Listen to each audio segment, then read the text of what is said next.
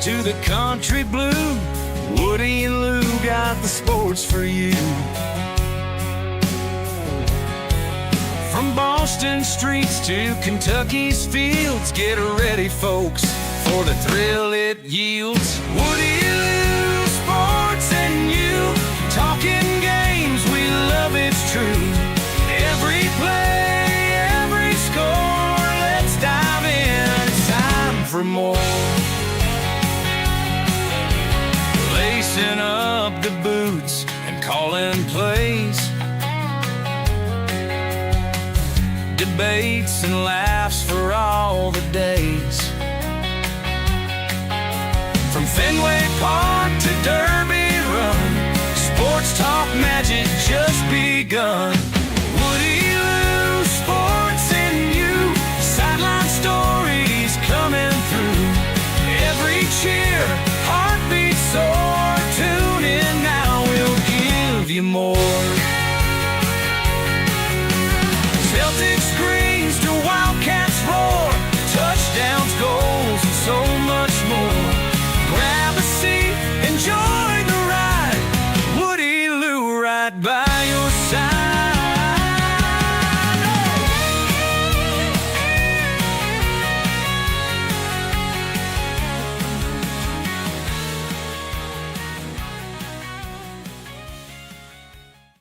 The views expressed by the hosts are their own and do not necessarily reflect the official policy or position of the Department of Defense, the U.S. government, or any of its agencies. The information provided is for general informational purposes only and does not constitute legal advice. No attorney-client relationship is formed by providing this information, and nothing herein should be relied upon as legal counsel. For legal advice specific to your situation, please consult a qualified attorney.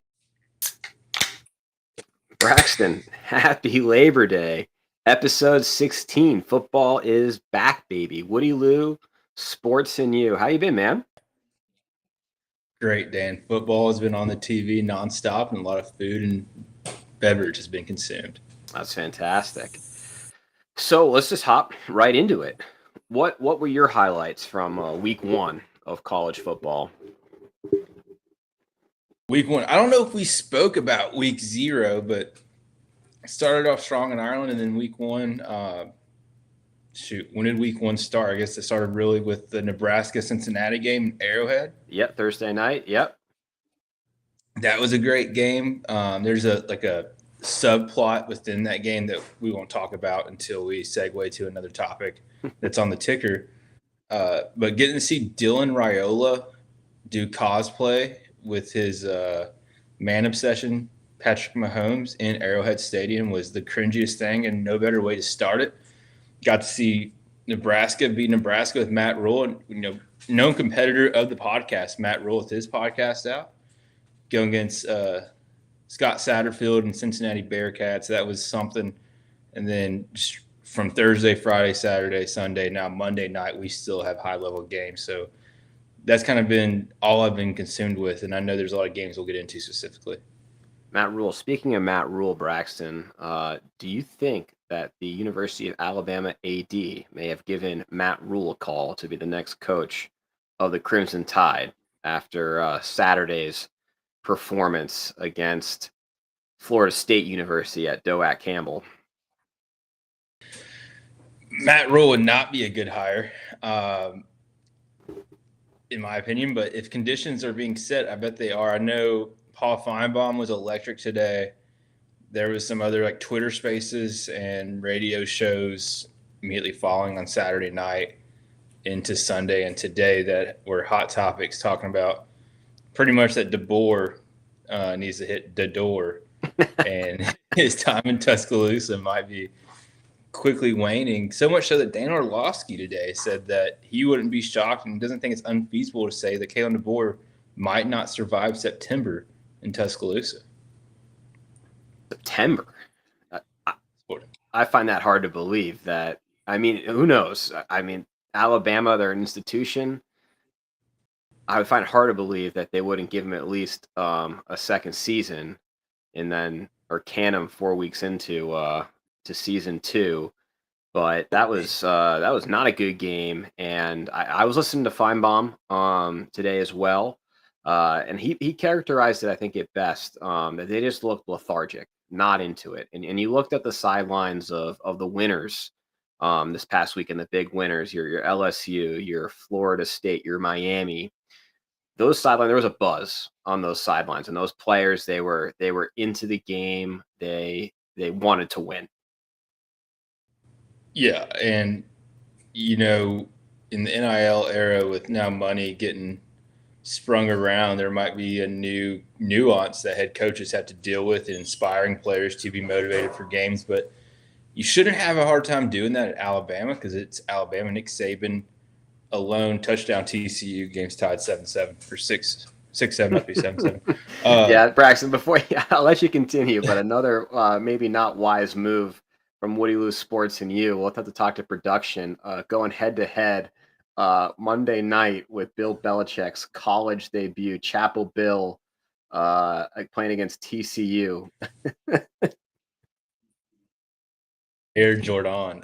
No, so we'll get to them here in a little bit. But with Alabama, Nick Saban, not even talking about Barry Bryant, just Nick Saban just leaving the University of Alabama. He built in an amazing dynasty there. And that brand, given its long history, shouldn't have to be rebuilt, or it should just be a constant maintenance of it.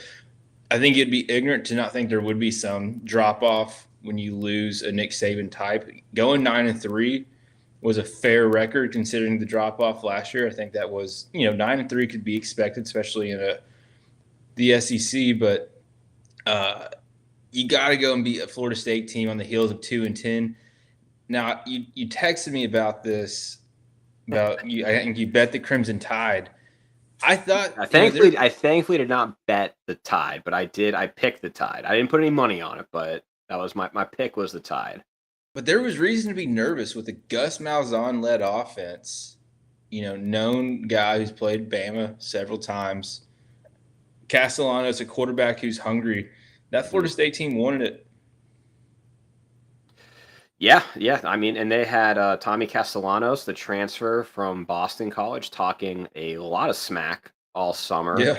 I thought that was very stupid to give bulletin board material to Alabama. And I mean, he was a serviceable quarterback at BC, but obviously isn't playing there this season. But no, he backed it up. His stats weren't great, but he walked away with a W. That was a Gus Malzahn offensive win. The way that he runs that spread off, like just grit and grind it out. Death by 1,000 cuts almost, if you will, with a couple of shots here and there. But yeah, there's been a lot of film that's came out showing Alabama's players kind of just jogging, not going full speed on every play. And that's what Dan Orlovsky was talking about this morning. He's like, Nick Saban would cut 10 of these dudes today based on the effort. But I also saw, Dan, I mean, this is all stuff that I'm just seeing from like random media outlets. So it could just be someone trying to make a name for themselves on Twitter. But there's one guy who was going in about he's familiar with the program and the runnings of it, and that he believes Alabama's kind of lost their way. He was giving examples of knowing players who were having friends and DoorDashes getting delivered like 1 a.m. in Tallahassee the night before the game. Just kind of no discipline within the locker room. The locker room's not a player-led locker room, and the coaches are kind of absent. And they're just not doing those small things that, high-performing organizations do. Yeah. And I think this has to hurt even more because I'm blanking on the starter's name for Alabama, but he was atrocious. And speaking of Boston College, a transfer out of Alabama to BC, Dylan Lonergan, starting under Bill O'Brien in year 2. I mean, again, they were playing Fordham, not a good program, but he looked fantastic. Yeah, going with staying on the Alabama-Florida State game, Ty Simpson, Alabama's quarterback, I mean, he's a fifth-year senior. So, in theory, he should have it figured out by now. But getting thrown into your first game at a very hungry and desperate and revitalized Florida State, it's a tough place to start out. And I think that is fair and worth mentioning for his sake. And we do have some listeners. Thank you to our award-winning listeners. Probably have us tuned in while also watching the UNC TCU game. But we do have some chatter in the chat right now, Braxton. Good chirp from Gavin. Let's do the next show on Thursday night during the Eagles Cowboys matchup. We can oblige Gavin. We can definitely go head to head with Thursday Night Football.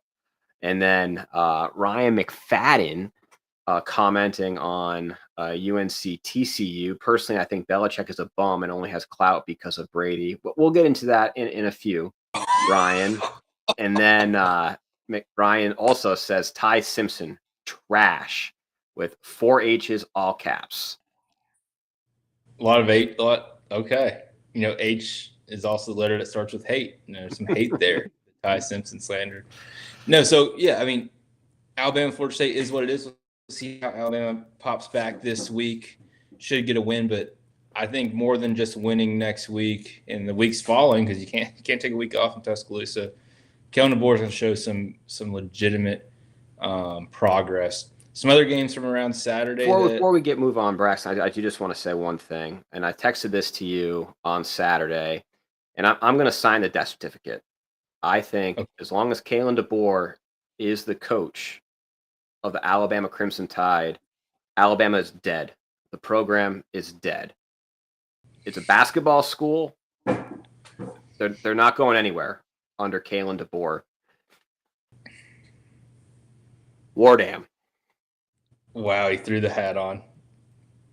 Wow, heel turn. I love it. I love the dramatics of it. Can I tell you this is a legitimate conversation we got to have? Mm-hmm.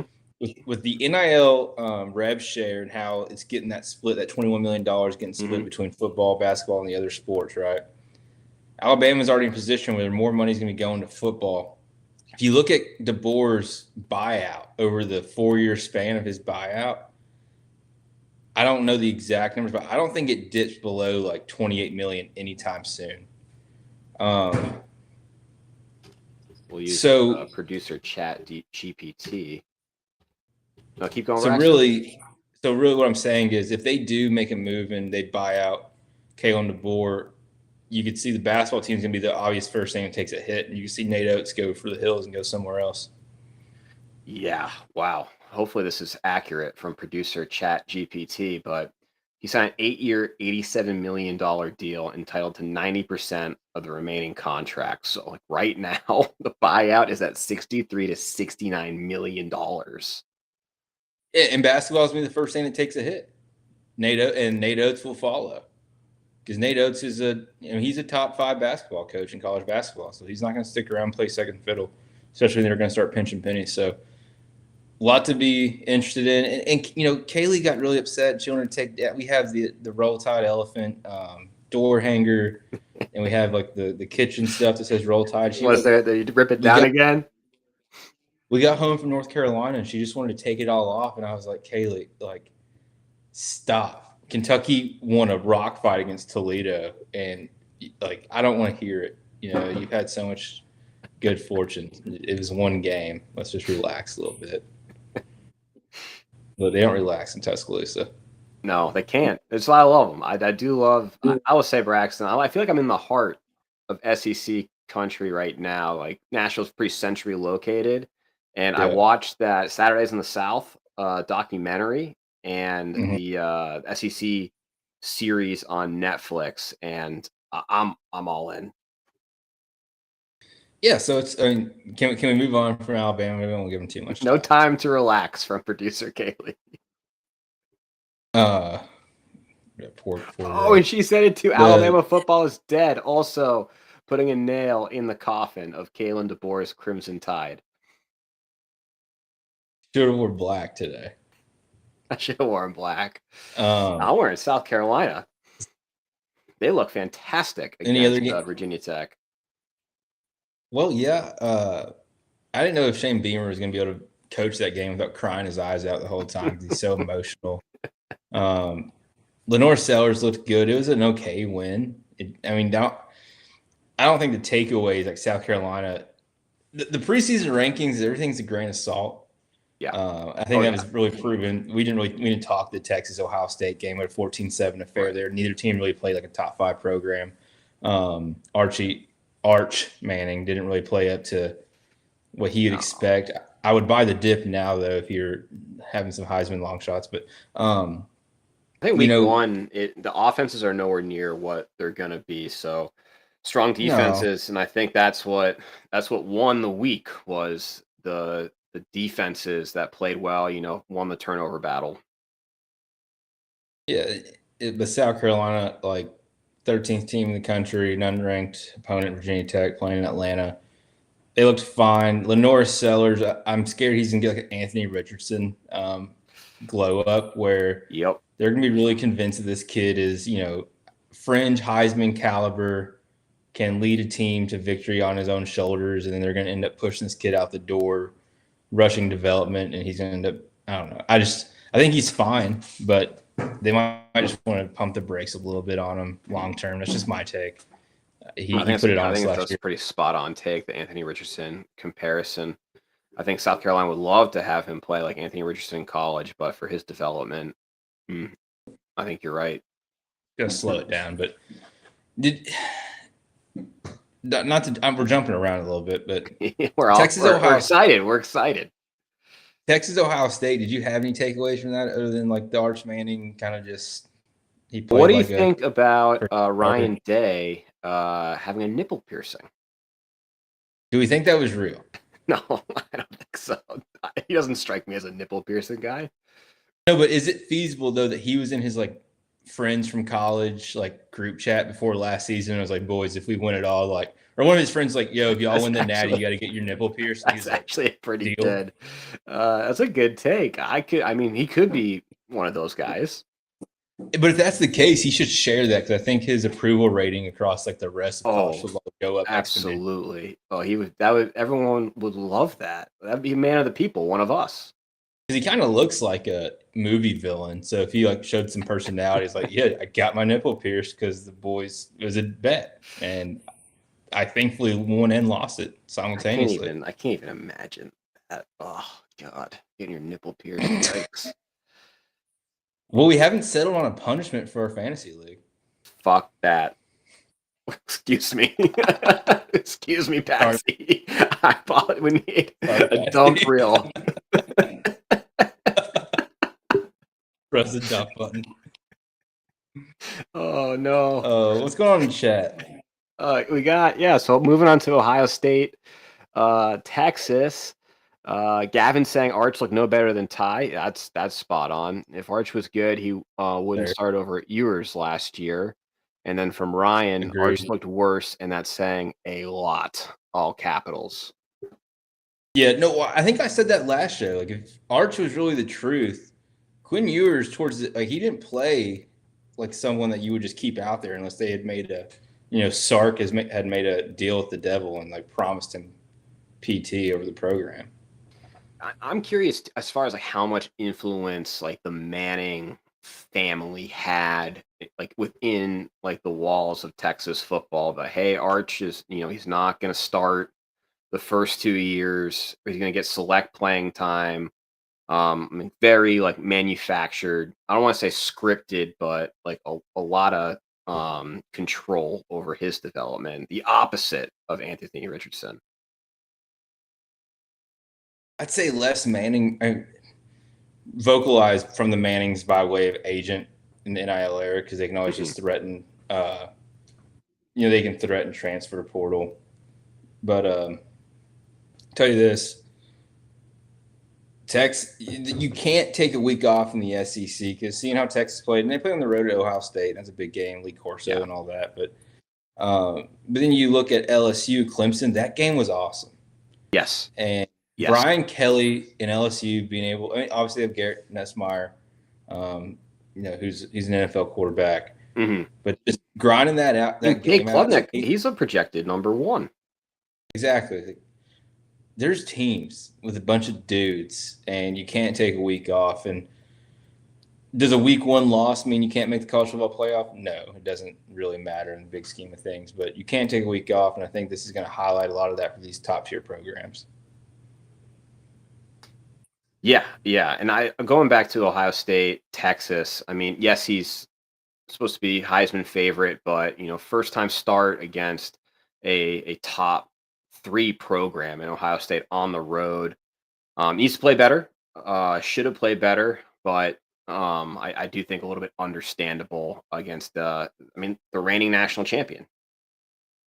Yeah, I mean, can't understate that.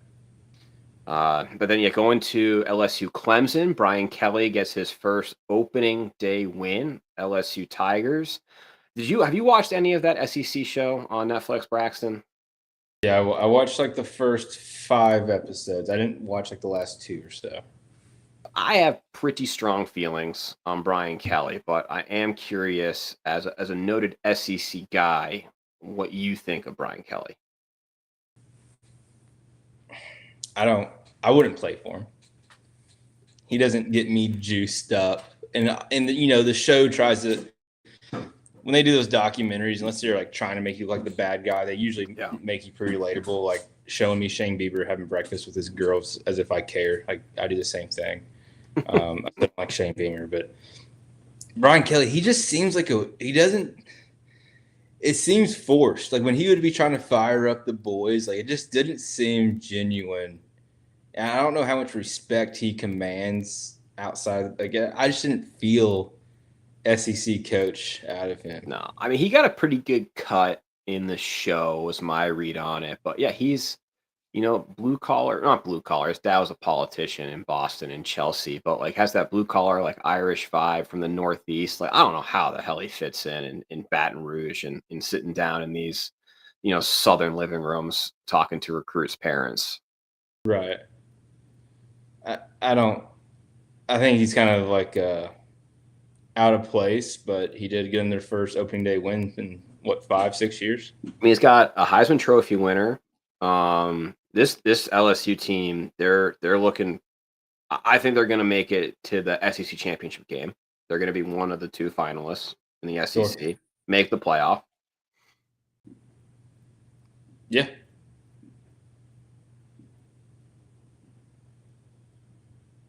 You got anything else on that, Braxton?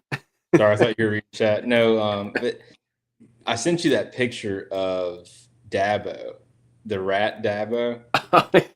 I wish I could put that up. I can probably figure that out right now. I'll do some live producing. When I was when we were watching the game and they were doing they were showing the bus drive to the entrance, and I was just openly praying that Dabo was just going to fall and rip his khaki to shreds. Someone has to have like burst an Achilles on that run down the hill. You can't convince me there wasn't a pre-game scratch based off injury related to running down that hill. Oh, that hill. At some echelon. And speaking of that, I mean, I know we talked about it last season, was how it there's been games that, like, I feel like Notre Dame played at Clemson one year and it was like a hurricane and just an absolute swamp, and Dabo just ate it running down that hill with his khaki pants. It was just covered in mud. I can't stand the guy. I can't stand like him at all. We don't like to use the word hate on Woody Lew Sports and you, but Braxton hates Dabo Sweeney. Team looked good though. Yep. Clear ACC favorite, yeah. Has to be, right? Well, I mean, we got FSU had a big win over Bama. Let's see how much that goes this season. But Miami, speaking of another weather affected game, Miami Hurricanes over Notre Dame Fighting Irish at Hard Rock. Mario Ball wait, what's his name? Mario Ball Cristobal? Mario Cristobal. How am I keep on saying Mario Ball? Maribel? Mario Cristobal. I'm not having a stroke. Thanks for your concern, chat. His defense, that revamped Miami defense, they were solid, and they for the most part shut down Notre Dame's twin-headed running back attack with Jeremiah Love and Price. Rookie quarterback and CJ Carr. He definitely came into his own in the second half, and They had the lead, and I texted you this. Too much time. They left too much time on the Well, clock. I think we were both inebriated, but I texted you as soon as they scored and said, "Is there too much time?" I think you simultaneously was texting me, "Too much time." I misspelled it. Yeah, I was enjoying myself last night. Here's the thing, though, and I don't want to hit like a not so fast, but Notre Dame, my Fighting Irish, which I have claimed this season, and this loss does not affect my viewpoint. I don't know if but you did proclaim that, and we're always taking fans of the Notre Dame Fighting Irish. But do we get the Braxton mush on the Irish? No. Well, what I was going to say is Notre Dame. They correct me if I'm wrong, but we in recent years for sure we struggle early in the season. Yes, we struggle early in the season. And Marcus Freeman's teams have. This is his 4th year. They've kind of gotten off slow to start. I mean, last season was a huge win against A&M in College Station, but immediately lost at home to Northern Illinois. But again, and if we're going to lose week 1, right, a 3-point game and a rocking Miami, and here's the thing: when I ranked Miami. And I had mentioned, Clemson being my ACC favorite. Shannon Dawson's the offensive coordinator at Miami, and I watched us run Shannon Dawson out of Lexington, Kentucky, as our offensive coordinator. He did fine. Would they have 9 wins last year with the number 1 overall draft pick? They started off 9-0 and lost their next. I want to say they lost 3 of the last 4, something to that effect. I would not put a lot of stock in what's his name? That quarterback, Sid the Sloth back there under center. Carson Beck. That's right, Sid the Sloth. Him and Shannon Dawson are just destined for long-term failure. And I think this win may do more bad for that program than good as far as their mindsets moving forward. He's not a winner, Carson Beck. He's not a winner. And I think you're right. I think Notre Dame, they came, kind of slow out of the gates, but CJ Carr, I thought he looked pretty damn good. He's a redshirt freshman. Yep, redshirt freshman. He made some good throws. He's got a little bit of a ground game to him that I don't think anyone was expecting. He's more your traditional pocket passer. Had a nice haircut too. That's a nice Katie. He had a real good haircut. He's a good-looking guy. I was very impressed with the wide receivers. Jordan Faison, he was incredible. Greyheart, another great performance. I think they're going to be dangerous, the Irish. And we're getting some chirping from Gavin Braxton directed at you. ND we. Am I hearing a we from Braxton? The Toledo scare made you an ND fan? No. So no. Here's the thing. Let me address Kentucky. Let's get Kentucky out of the way. Kentucky, we're not good. Zach Calzada is not good. Bush Hamden, our offensive coordinator, you might as well have some kid running college football 26 on coach's suggestions and click an X every time the new play comes up.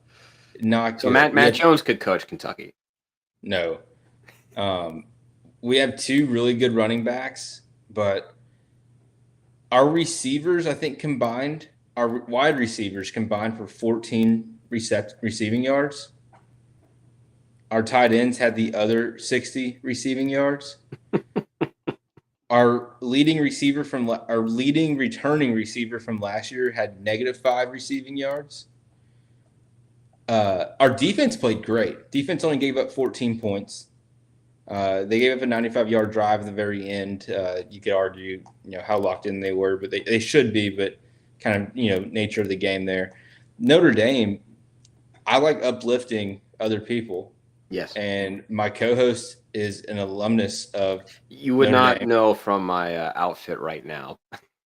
I love Jesus. touchdown Jesus. So yeah, like I don't think there's really any issue having a slight allegiance to Notre Dame in the background. No, you support Jesus.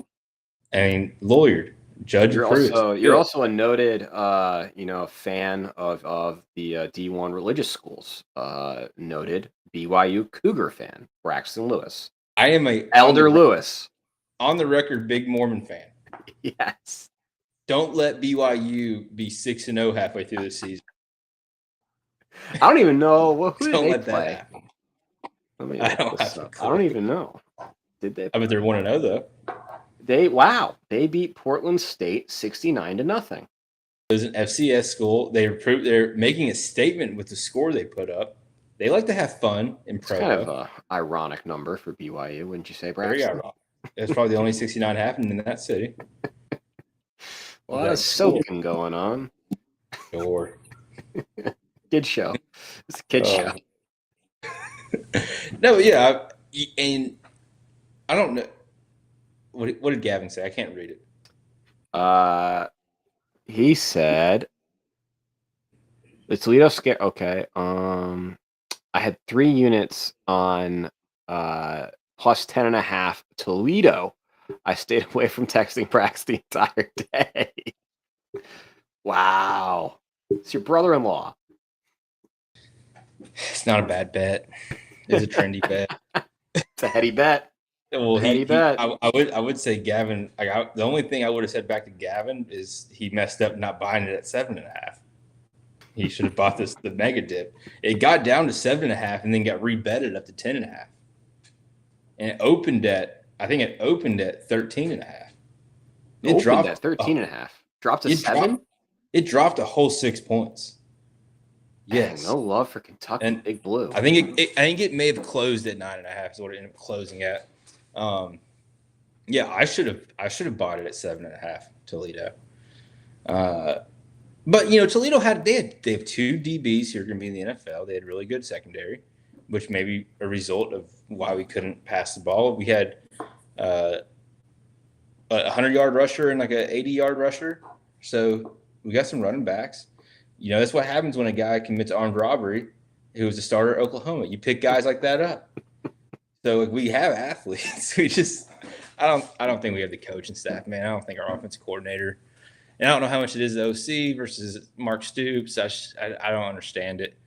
I really just don't understand it. Ole Miss. You think Mark Stoops has plateaued at Kentucky? Like, you think he's brought it as far as the program can go? Yes, I do, but I don't think that's all on Mark Stoops. I think Kentucky football plateaued. Like, I don't think Kentucky football is ever going to be a team that wins 10 games every year.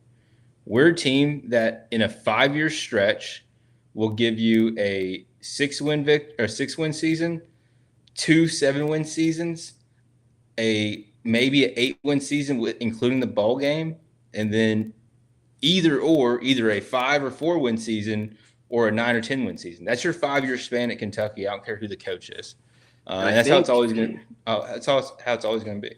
Yeah, and correct me if I'm wrong here, but like getting rid of the divisions, I think hurt Kentucky. I just don't see them competing for an SEC title game now when all of the teams are basically eligible for it.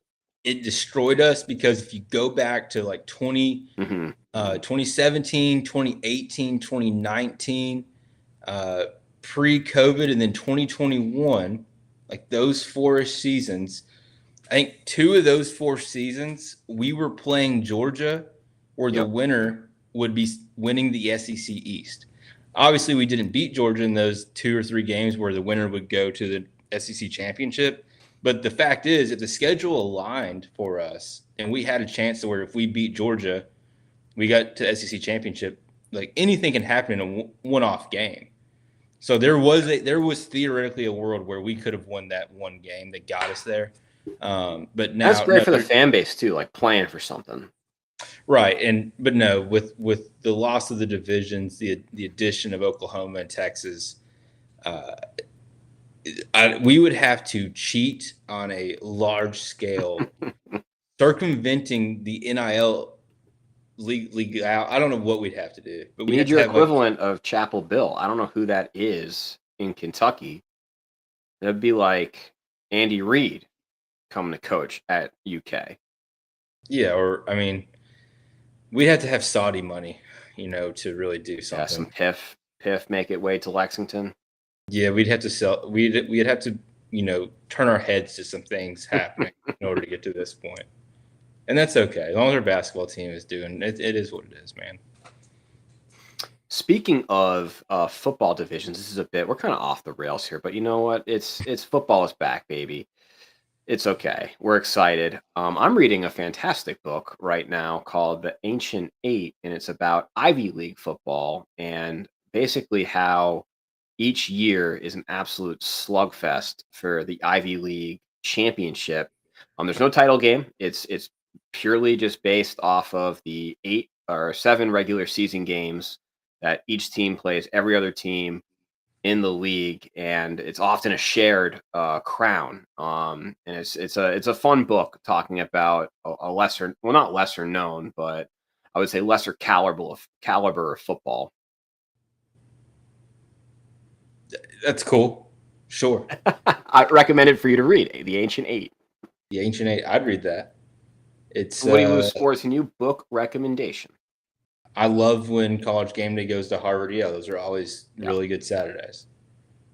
There's also some history there, and I can appreciate that. That was good. I'm reading The Terminalist right now. It's a good book.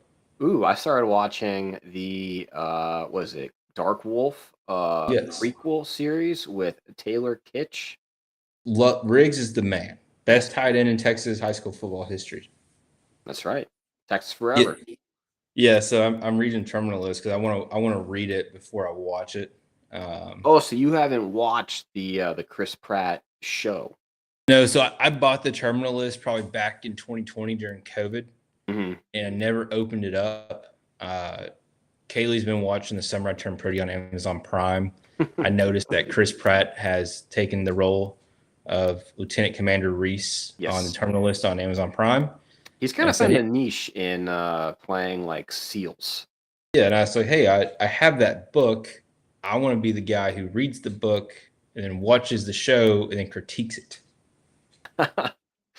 Nice. And I want to be the guy that when someone brings up the Terminalist, my first response is, "Have you read the books?" And then I try to outsnide them by letting them know I read the books before, it was a Amazon show or whatever. Yeah. And Ryan McFadden, Dark Wolf is way better than the first one. I agree with that, Ryan. I'm No spoilers. no spoilers. I'm through episode 2 of Dark Wolf. That might be the only. I think there's only 2 episodes out. There might be 3. But so far, I am enjoying it more than the original series Terminalist. Are you Team Conrad or Team Jeremiah? Excuse me? Are you Conrad or Jeremiah? I don't know Pick what that one. means. You got to pick one right now. Conrad or Jeremiah? Jeremiah. That's unfortunate. It's a bad pick. I don't even know what the question is. So anyway, What just happened? Summer I Turned Pretty. I don't know. I haven't seen that. It's on Amazon Prime. You have Amazon Prime? I do have Amazon Prime. Check it out. Okay.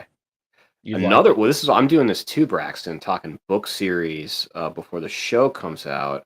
I might get just eviscerated by the chat, but I'm on book 2 of Fourth Wing.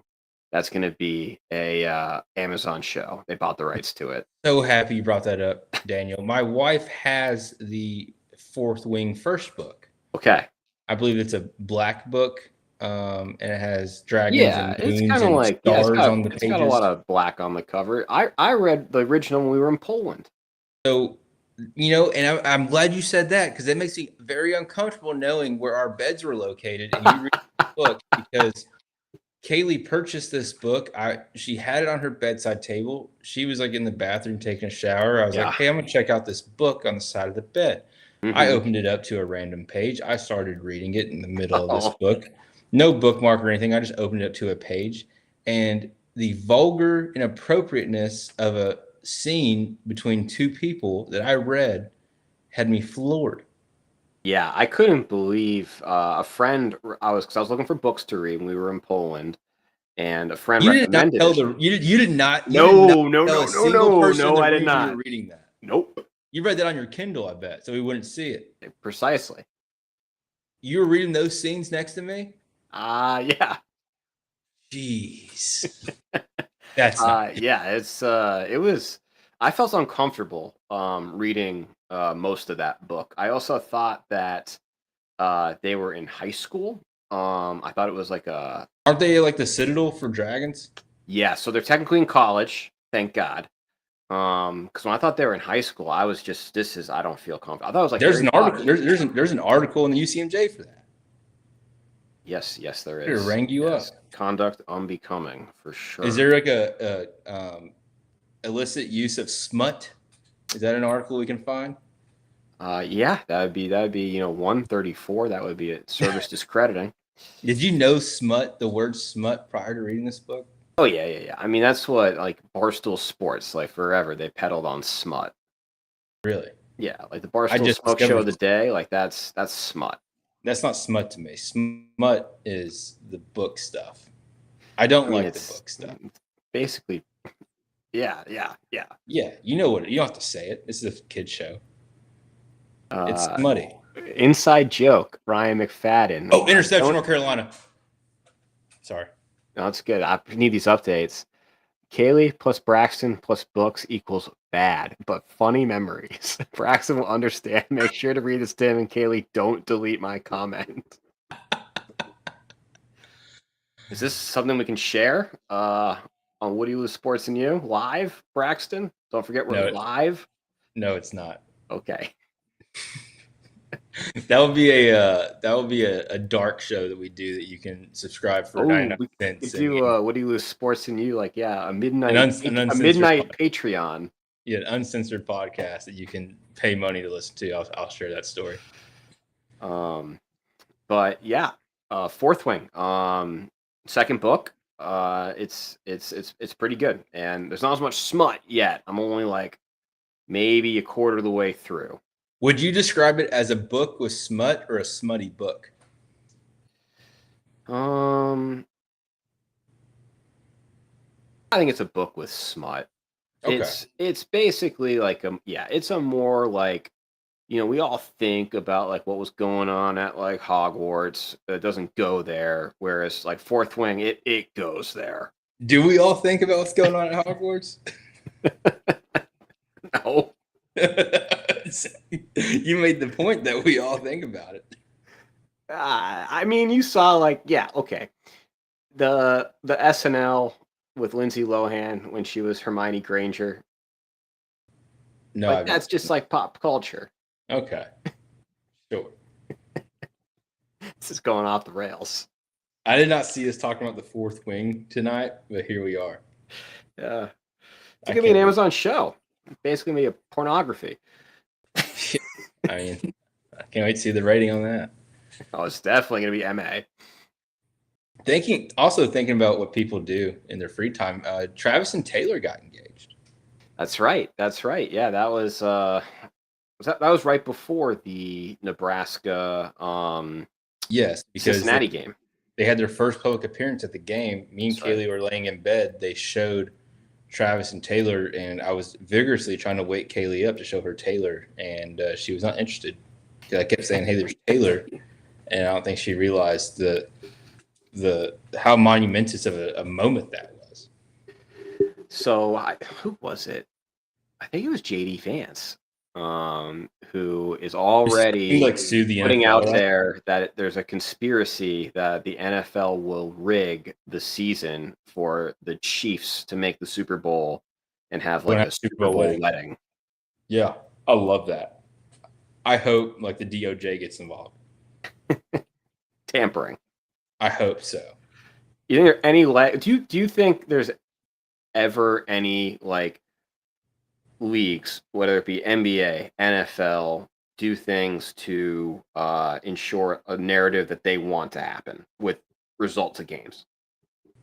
No, the only I don't. The only narratives I think that they work in to the storyline of the season is scheduling, but I don't think it's ever with an intent of like rigging.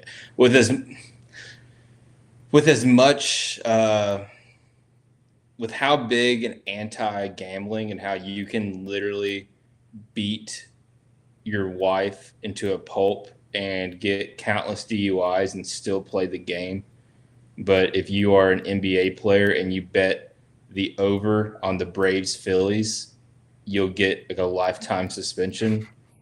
I would like to imagine they wouldn't be bold enough to, have that double standard. Yeah. Yeah. Growing up, I always thought, like, because my teams were always in the championship, for the most part, with the Celtics, Patriots, and Red Sox. During like the final series, I always thought there was conspiracy going on within the series, like to get it to go to like 7. Well, okay, I'll tell you this. And I don't know, there's human error, right? Like no one's perfect. Right. If you watch the LSU Clemson game, we're not talking about it, I think, because LSU won. But the touchdown that got called back on Barryon Brown, Barryon Brown caught that ball on like the 2-yard line. Caught the ball on the 2-yard line, ran, crossed the pylon with the ball, then tripped and fell out of bounds. And I would argue retained possession, but kind of bobbled it as he was falling. Mm-hmm. But let's not negate the fact that he caught the ball on the 2-yard line, ran it across the pylon, and then tripped up and fell and maybe bobbled it. And they called that back as an incomplete pass. That makes you wonder if the ref had, Clemson -3 potentially. But I don't know how much human error that is, but that was a crazy call. And I always get suspect when you have like both 6 TCU. Yeah, I just saw that. Yeah, I did. And also that was Ryan McFadden. Another question about how excited you got about the interception. Do you have money on UNC? Braxton. No, do not. Georgia, there's not legal gambling offered in the state of Georgia where I reside. That's right. Law-abiding citizen. That is right. Sorry to interrupt you there. That was, no, you're good. There's a flag on the play. I don't have as excessive or something. But I always get a little suspect when you have a situation where the play-by-play guy, the color commentator, and the rules analyst, Matt Austin, in New York, when all three of those dudes are on the same page about a play, and then like the refs on field go the opposite, like right. How does that happen? Yeah, it wasn't even a hung jury, And I was listening to it was the South Carolina Virginia Tech game, and there was the same thing happened, and they were all about like the spot of the ball and like where the ball was, and then they came back that the spot it wasn't where everyone thought it was, and it wasn't a first down. And it begged the question, I forget which of the announcers posed it, but it's like, when are we going to just put like a GPS into the ball so that like we know where it is? Yeah, GPS in the ball. I guess, they did it in the Hall of Fame game, I think the preseason with the chain gang having the NFL, yeah, the NFL got rid of the chains. I think they still have the chains. They were just trying out the technology. I thought they were going live with that during the regular season. They were still walking with the chain gang though. Oh, okay. But what I'm saying, I mean, the GPS in the ball would be the next revolution. I don't know what type of GPS apparatus you'd have to have. Do like one of the Apple But how does that resonate with what yard line on this random grass field you're at? Does each yard line have also a GPS that dictates what yard it is? Like a laser or something. I don't know. We'll figure it out. Get out of here! No, the pylon cam. Get out of here! The pylon cam doesn't even work all the time, dude. How are they going to do that? If you touch the pylon cam, it just cuts out black. Like it's kind of like our podcast.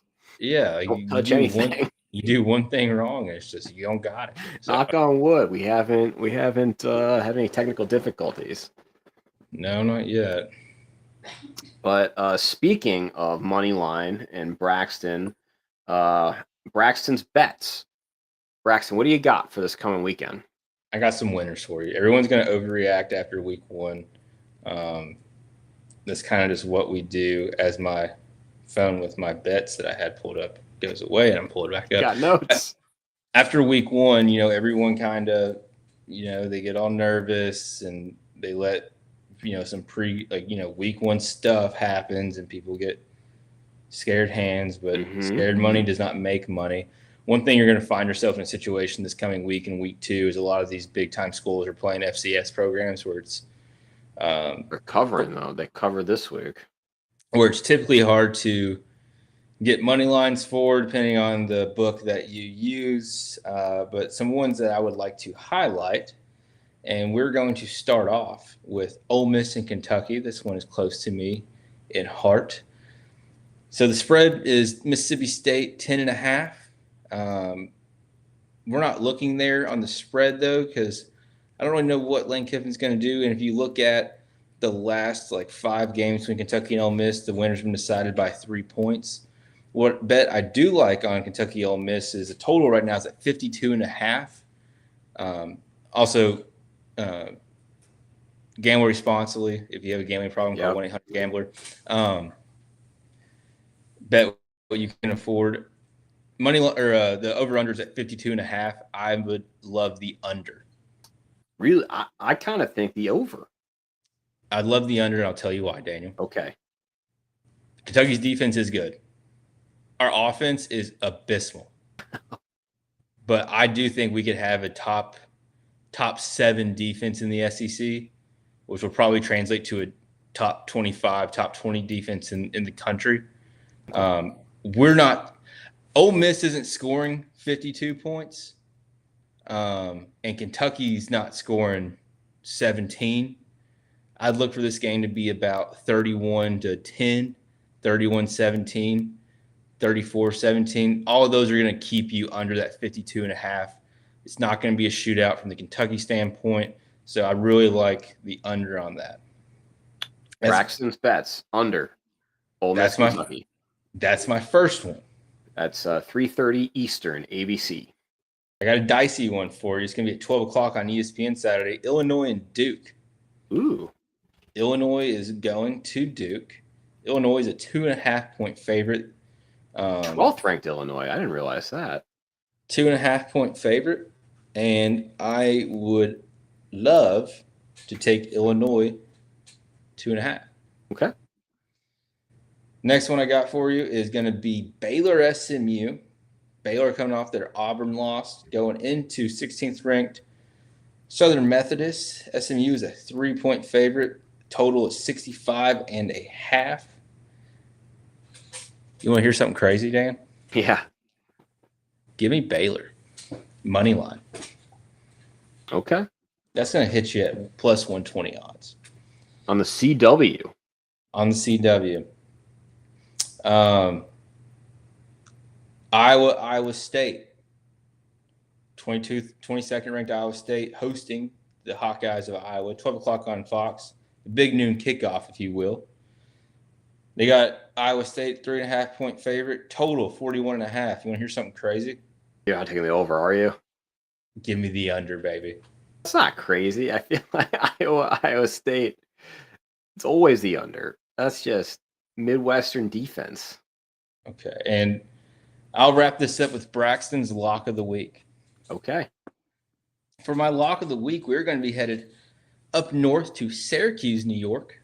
Mm-hmm. Syracuse coming off a loss to 24th ranked Tennessee. They'll be hosting the Huskies. Jim Mora of Connecticut. Syracuse is a 6.5-point favorite. I would really love to see a situation where we parlayed Syracuse 6.5 and took the under of 58.5. Yeah. Braxton, these are great bets. These are, might as well just be giving money away. Make yourself a 501c charity. You listen to the show and your accounts go up. Pockets get deeper. Those are my bets. If you want to get real crazy, if you wanted to say, hey, Saturday I'm hosting some friends over. We're going to get a big food spread. I'm going to go buy the boys a case of beer. But I don't want to spend that money. I want to make that money back quickly because, payday's not going to be for another 7-10 days. I got you. Payday activities.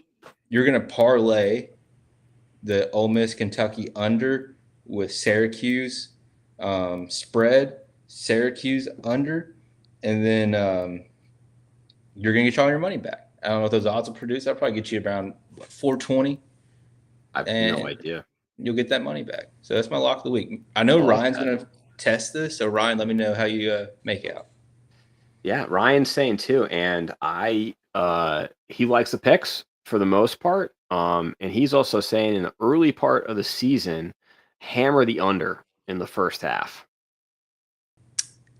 We could get real if you want Braxton's bets to start going to some player props and some like quarters. I could really get deep in that. He's right. If you just bet week 0 through like week 3, if you just bet first quarter totals and first quarter spreads, you can make some money. I agree. And speaking of sports gambling and making some money, want to get into fantasy football, Braxton? Yeah, I think we'll close the night out with our fantasy. We had our draft last night.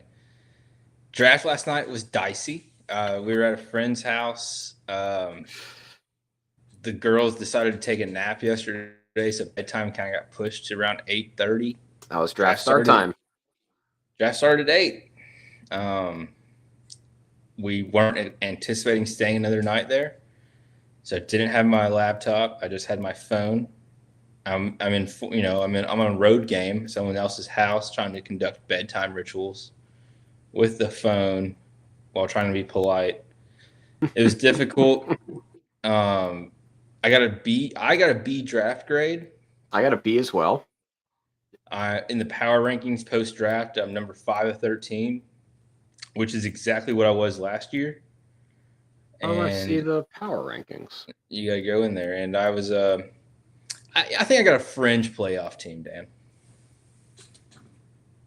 I was the runner-up last year, and now I want standings. I see where are the power rankings? You keep talking. I'll pull them up for you, buddy. Okay. Projected playoff bracket.